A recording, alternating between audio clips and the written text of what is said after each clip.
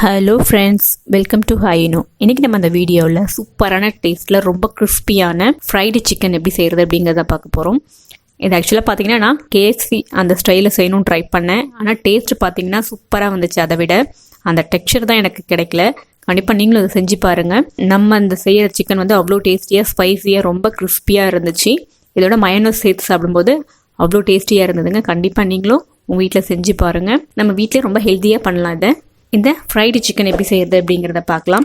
First வந்துட்டு இன்றைக்கி 1 kilo கரெக்டாக நான் எடுத்துருக்கிறது பார்த்திங்கன்னா 1 கிலோ லெக் பீஸாக வந்துட்டு எடுத்திருக்கேன். இல்லை ஒரு 5 பீஸ் வந்துட்டு லெக் பீஸ் இது மாதிரி ஸ்கின்னோடு வாங்கிக்கோங்க. அப்போ தான் வந்துட்டு அந்த சிக்கன் பொரிச்சு எடுக்கும்போது டேஸ்ட் ரொம்பவே நல்லாயிருக்கும். மீதி ஒரு 3-4 பீஸ் பார்த்திங்க அப்படின்னா அந்த பிரெஸ்ட் வந்து பீஸஸாக இருக்கும். லைட்டாக கீறிக்கோங்க. நம்ம மசாலா வந்துட்டு ஊற வைக்கும்போது அந்த சிக்கனுக்குள்ளே போகணும் அப்படிங்கிறதுக்காக கீறியிருக்கேன். இதில் ஒவ்வொரு மசாலாவாக ஆட் பண்ணி நம்ம கொஞ்சம் நேரத்துக்கு ஊற வச்சிடலாம். 1 டேபிள் ஸ்பூன் அளவுக்கு இஞ்சி பூண்டு அந்த விழுது சேர்த்துக்கோங்க. நான் சொல்கிறது 1 கிலோ அளவுக்கு கரெக்டாக இருந்துச்சுங்க. காரம் உப்பு எல்லாமே சரியாக இருந்துச்சு.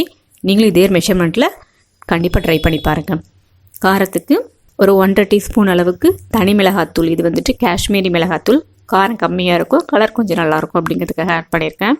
ஒரு 1/2 டீஸ்பூன் அளவுக்கு மஞ்சள் தூள், 1/2 டீஸ்பூன் அளவுக்கு மிளகுத்தூள். இதுக்கு தேவையான உப்பு. மசாலா பார்த்திங்கன்னா ரொம்ப கம்மி தாங்க. நம்ம வீட்டில் எப்பவுமே யூஸ் பண்ணுற மசாலா தான் இது. தனியாக நீங்களாம் எதுவும் ரெடி பண்ணணுன்ற அவசியமே இல்லை. இதோட பார்த்திங்கன்னா ஒரு பாதி எலுமிச்சம்பழத்தை ஃபுல்லாக நல்லா பிழிஞ்சு விட்டுக்கோங்க. சிக்கனை நல்லா வாஷ் பண்ணிவிட்டு தண்ணி இல்லாமல் வச்சுக்கோங்க. நம்ம லெமன் வேறு ஆட் பண்ணுறோம். ஆல்ரெடி சிக்கன் வேறு கொஞ்சம் தண்ணியாக இருக்கும். அதனால் ஃபுல்லாக நல்லா தண்ணியை ட்ரைன் பண்ணிவிட்டு இந்த மசாலாவெல்லாம் சேர்த்துட்டு நல்லா இந்த மாதிரி கையை வச்சு சிக்கனில் எல்லா இடத்துலையும் படுற மாதிரி நல்லா பரட்டி விட்டுக்கோங்க. சிக்கன் வாங்கும்போது கண்டிப்பாக அந்த ஸ்கின்னோட வாங்குங்க. அப்போ தாங்க நம்ம அந்த மாவுலாம் போட்டு டிப் பண்ணும்போது அதில் ஒட்டிக்கும். ரொம்பவே நல்லாயிருக்கும், கிறிஸ்பியாக இருக்கும். இந்த மாதிரி சிக்கனோட எல்லா இடத்துலையும் படுற மாதிரி நல்லா கை வச்சு நல்லா மிக்ஸ் பண்ணி விட்டுக்கோங்க. உப்பு டேஸ்ட் பார்த்துட்டு நீங்கள் எக்ஸ்ட்ரா வேணால் தேவைன்னா ஆட் பண்ணிக்கோங்க. இது தனி மிளகாத்தூள் அப்படிங்கிறதுனால கலர் நல்லா இருக்கும், காரம் கம்மியாக இருக்கும். நீங்கள் நார்மல் மிளகாத்தூள் யூஸ் பண்ணீங்க அப்படின்னா காரம் பார்த்துட்டு சேர்த்துக்கோங்க. இது பார்த்தீங்கன்னா அப்படியே ஒரு 1/2 hour ஊற வச்சா போதும். இல்லை அப்படின்னா 1 hour கூட ஊற வைக்கிறதுனாலும் ஊற வைக்கலாம். நம்மளோட விருப்பம் தான். இல்லை உடனே செய்யறதுனாலும் செய்யலாம். நம்ம ஆல்ரெடி வந்து சிக்கனில் லைட்டாக அந்த ஸ்கின் எல்லாம் பார்த்தீங்கன்னா சின்ன சின்னதாக நான் கத்தி வச்சு கீறி இருக்கேன். அதனால உங்களுக்கு மசாலா ஓரளவுக்கு உள்ளே போயிடும். இது ஒரு 1/2 hour ஊறினாலே போதும். இது அப்படியே மூடி போட்டு ஒரு 1/2 hour நீங்கள் ஊற வச்சிருங்க. நல்லா ஊறட்டும். அடுத்தது பார்த்தீங்கன்னா இதில் ஒரு நம்ம மாவு ஒன்று ரெடி பண்ணோம். அது எப்படி பண்ணுறதுன்னு பாருங்கள். இதில் வந்துட்டு நான் எனக்கு வந்துட்டு 1.5 கப் அளவுக்கு மைதா மாவு வச்சு, அதாவது அளவு பார்த்தீங்கன்னா 250 ml 250 கிராம் 1/4 கிலோ அளவுக்கு மைதா மாவு தாங்க சேர்க்கணும். கோதுமை மாவெல்லாம் இல்லை. இதோட பார்த்தீங்கன்னா நான் கொஞ்சம் முறுமுறுப்பாக இருக்கிறதுக்காக கார்ன்ஃப்ளவர் வந்துட்டு 2 டேபிள் ஸ்பூன் அளவு சேர்த்துருக்கேன். 1/4 கிலோ மைதா மாவுக்கு 2 டேபிள் ஸ்பூன் அளவுக்கு கார்ன்ஃப்ளவர், கொஞ்சமாக ஒரு 1/4 டீஸ்பூன் அளவுக்கு மஞ்சத்தூள். நம்ம இது வந்து அடிக்கடி பண்ண மாட்டோம். அதனால் வந்துட்டு எப்பயாவது அதை தான் செஞ்சு போகிறோம். அதனால் நீங்கள் மைதாவே ஆட் பண்ணிட்டீங்கன்னா உங்களுக்கு அந்த டேஸ்ட் கிடைக்கும். அதனால தான் ஆல்ரெடி நம்ம சிக்கனில் காரம் சேர்த்துருக்கோம். இதில் மாவுக்கு மட்டும் சேர்த்துருக்கேன். நான் ஒரு 1/2 டீஸ்பூன் அளவுக்கு தனி மிளகாத்தூள் சேர்த்துருக்கேன். அதே மாதிரி தாங்க உப்பும் நம்ம சிக்கன் ஆல்ரெடி சேர்த்துட்டோம். இது மாவுக்கு மட்டும்தான் சேர்க்குறேன். சேர்த்துட்டு நல்லா மிக்ஸ் பண்ணி விட்டுக்கோங்க. மாவோட அந்த உப்பு மிளகாய் மஞ்சத்தூள்லாம் நல்லா மிக்ஸ் ஆகிற மாதிரி மிக்ஸ் பண்ணிக்கோங்க. இந்த ஃப்ரைடு சிக்கனுக்கு ரொம்ப முக்கியமானது இந்த மைதா மாவு தாங்க. இப்போ பாருங்க ஒரு 1/2 hour நான் நல்லா ஊற வச்சுட்டேன். உள்ளலாம் நல்லா அந்த மசாலாலாம் இறங்கிடுச்சு. இப்போ பாருங்க நான் அதுலேருந்து ஒரே லெக் பீஸ் எடுத்துட்டு ஃபர்ஸ்ட்டு நான் இந்த மாவோட போட்டு நல்லா பரட்டுறேன். எல்லா இடத்துலையும் படுற மாதிரி நல்லா பரட்டிக்கோங்க. பரட்டிட்டு எக்ஸ்ட்ரா இருக்கிற மாவு இந்த மாதிரி தட்டி விட்டுட்டீங்க அப்படின்னா எக்ஸ்ட்ரா மாவுலாம் கீழே விழுந்துடும் உங்களுக்கு. இப்போ மாவில் பரட்டி எடுத்து நம்ம அப்படியே இது நார்மல் வாட்டர் தான், ஹாட் வாட்டர் எதுவுமே இல்லை, கோல்டு வாட்டர்லாம் இல்லை, இது நார்மல் வாட்டர். இது அதில் அப்படியே போட்டுட்டு நம்ம எடுக்க போகிறோம். இது எதுக்காக பார்த்தீங்க அப்படின்னா அந்த மாவு வந்துட்டு நல்லா அந்த சிக்கனோட ஒட்டணும். அப்போ தான் நம்ம எண்ணெயில் பொரிச்சு எடுக்கும்பொழுது மேலே நல்லா கிறிஸ்பியாகவும் உள்ளே வந்து நல்லா சாஃப்டாகவும் இருக்கும். அதுக்காக தான் இது. போட்டுட்டு எடுத்துருங்க. உடனே எடுத்துகிட்டு தண்ணி ஃபில்டர் பண்ணிக்கோங்க. தண்ணி நல்லா வடிஞ்சிடுச்சு. இப்போ மறுபடியும் அதே மாவுலேயும் நான் இன்னொரு தடவை நல்லா போட்டு எல்லா இடத்துலையும் நல்லா ஈவனாக ஸ்ப்ரெட் பண்ணுற மாதிரி மாவை எல்லா இடத்துலையும் பரட்டிக்கோங்க. இப்போ பாருங்கள் எல்லா இடத்துலையும் நல்லா மாவு பட்டுடுச்சு. எக்ஸஸாக இருக்கிற மாவை தட்டிடுங்க. மறுபடியும் நான் அதே தண்ணியிலே தான் இந்த சிக்கனை போட்டுட்டு எடுக்க போகிறேன். இப்போ தண்ணியிலேருந்து எடுத்துட்டுங்க. எடுத்துட்டு மறுபடியும் நான் அந்த மாவில் ஃபுல்லாக நல்லா இடத்துலையும் படுற மாதிரி நல்லா பரட்டி அவ்வளோதாங்க. இப்போ பார்த்தீங்கன்னா ஒரு 2 கோட் நல்லா நம்ம வந்துட்டு இந்த மாவு பரட்டி தண்ணியில் போட்டு எடுத்ததுனால நல்லா வந்துட்டு மேலே மாவு ஃபுல்லாக ஒட்டிகிட்ருக்கு. நீங்கள் அதை பொரிச்சு எடுக்கும்போது அந்தளவுக்கு உங்களுக்கு கிறிஸ்பியாக இருக்கும். அவ்வளோதாங்க, நம்மளோட சிக்கன் ரெடி ஆகிடுச்சு. பொரிக்கிறதுக்கான சிக்கன் டிக்க போகிறேன். நீங்கள் இன்னும் கொஞ்சம் கிறிஸ்பியாக வரணும் அப்படின்னு நினச்சிங்க அப்படின்னா முட்டையை வந்துட்டு நல்லா பீட் பண்ணிக்கோங்க. நார்மலாக கொஞ்சமாக லைட்டாக உப்பு சேர்த்துட்டு பீட் பண்ணிவிட்டு 1 டைம் அதில் டிப் பண்ணிவிட்டு மறுபடியும் மாவில் போட்டுட்டு நீங்கள் எடுத்து வச்சிங்க அப்படின்னா இன்னும் கொஞ்சம் கிறிஸ்பியாக இருக்கும். ஆனால் இதுவே நல்லா முறுமுறுப்பாக இருந்துச்சு.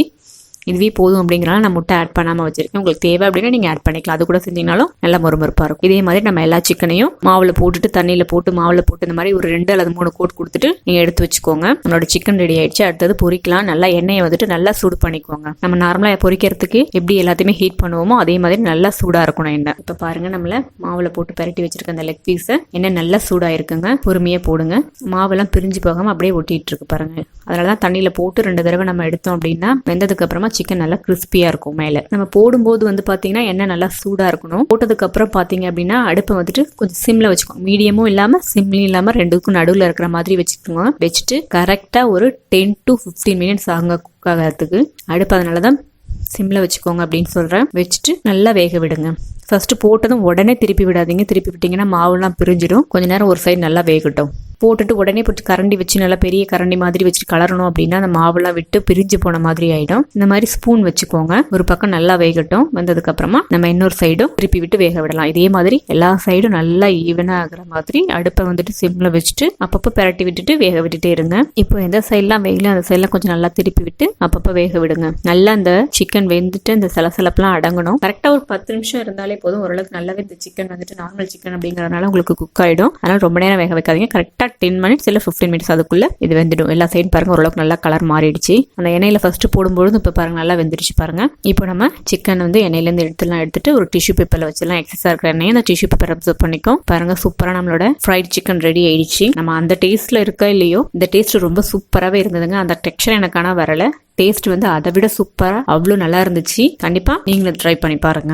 இப்போ போட்ட நான் 2 லெக் பீஸையும் நல்லா வெந்துருச்சு பாருங்க. எண்ணெயிலேருந்து எடுத்துட்டேன். டிஷ்யூ பேப்பர்ல வச்சிருக்கேன். இந்த கொஞ்ச நேரம் அப்படியே இருந்தேன்னா எக்ஸஸா எண்ணெயில அப்சர்வ் பண்ணிக்கும். இதே மாதிரி நம்ம மீதி பரட்டி வச்சிருக்கிற எல்லா சிக்கனையுமே எண்ணெயில போட்டு பொரிச்சு எடுத்துடலாம். சூப்பரான டேஸ்ட்ல நம்மளும் ஃப்ரைட் சிக்கன் செய்யலாங்க. இதோட மயோனஸ் இல்லை டொமேட்டோ சாஸ், டொமேட்டோ கெச்சப் அந்த மாதிரி அதோட சேர்த்து சாப்பிடும்போது அவ்வளோ டேஸ்டியா இருக்குங்க. டொமேட்டோ சாஸ் எப்படி செய்யறதுங்களோட லிங்கை கீழே டிஸ்கிரிப்ஷன்ல கொடுக்குறேன். இதுக்கு பார்த்தீங்கன்னா இதுக்கு தொட்டு சாப்பிட்றதுக்கான மயோனஸ் வந்துட்டு எப்படி செய்கிறது அப்படிங்கிற இன்னொரு வீடியோவில் போடுறேன். நீங்கள் கண்டிப்பாக உங்கள் வீட்டில் ட்ரை பண்ணி பாருங்கள். குழந்தைங்களுக்குலாம் கொடுத்து பாருங்கள். அந்தளவுக்கு டேஸ்டியாக இருக்கும். எப்படி இருந்தது அப்படிங்கிறத உங்களோட கமெண்ட்ஸை எனக்கு மறக்காமல் கமெண்ட் பண்ணுங்கள். இந்த வீடியோ பிடிச்சிருந்தது அப்படின்னா ஹாய்-இன்னோ சேனலுக்கு சப்ஸ்கிரைப் பண்ணிக்கோங்க. மறக்காமல் பக்கத்தில் இருக்கிற பெல் பட்டனையும் ப்ரெஸ் பண்ணிக்கோங்க. இன்னொரு சூப்பரான ஒரு ரெசிபியோட உங்களோட நான் மீட் பண்ணுறேன்.